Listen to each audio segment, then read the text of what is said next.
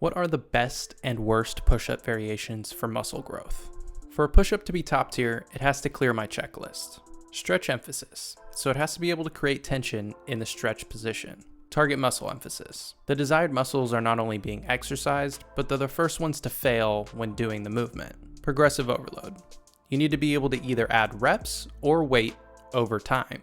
So at the end of this video, we'll be able to crown one variation the best of the best, and one that's going to lead to the least amount of muscle growth. We'll go ahead and start off with the most common and well-known, the standard push-up.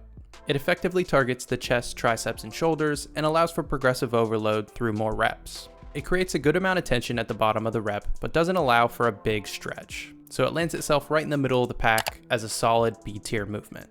Next, we have wall push-ups, which can be a great introduction for somebody who's never attempted a push-up or somebody who cannot effectively do one rep of a push-up. But personally, I get more of a calf pump doing this exercise than anything else, and it's nowhere near a good stretch, especially if you have a big head. D tier it goes. The decline push-up, however, is more advanced. By elevating your feet, it shifts more tension to the upper pec. It allows for a decent stretch at the bottom of the rep, but provides more tension than a standard push-up does. But it's still limited with its progression through doing more reps, so it's a solid A tier.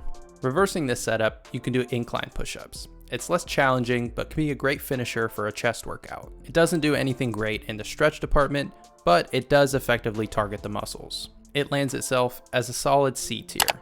Wide grip has similar benefits to the standard push-up, but puts more tension and allows for a deeper stretch on the pecs. It may have a shorter range of motion, but with the emphasis on the chest, it lands itself as a solid A tier. Fingertip push-ups put you in a standard position without the grip of your palms. I could see this being a useful variation if you're working on grip strength or you like rock climbing, but its huge drawback is that your fingers are almost guaranteed to fail before anything else is, which is why it's a D tier on this list. Diamond push-ups will shift the emphasis onto your triceps, but this takes away from the stretch portion of the movement.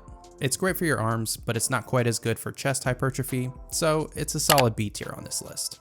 Deficit push-ups are one of my personal favorites. By elevating your hands off the ground, you can get a much deeper stretch in the movement. And by changing the elevation of your feet, you can increase the difficulty of this movement, making it excellent in the progressive overload category. Because of its simple form, it still ensures muscle target emphasis, which is why it's rewarded with our first S tier spot on this list. Plyometric push-ups are a great way to increase explosive power, engaging fast twitch muscle fibers. On the downside, the stretch is just okay, and progressive overload is kinda hard to measure on this one, since technically you could measure progressive overload with the height that you're pushing off the ground. With that being said, it's still a great variation, so it earns itself a high A tier spot. Weighted push-ups have all the benefit of a standard push-up, but they have the huge advantage of being able to increase weight. This leads to more tension and greater muscle growth. The only downside is that if you don't have a partner, it is a little awkward to set up. Even with that being said, I still believe that this is one of the best variations for muscle growth, so it earns itself a low S tier spot. Let me know down in the comments which variation you guys think deserves the S tier spot, which variations I'm missing off this list that you want to see. Thanks for tuning in, and I'll see you guys next time.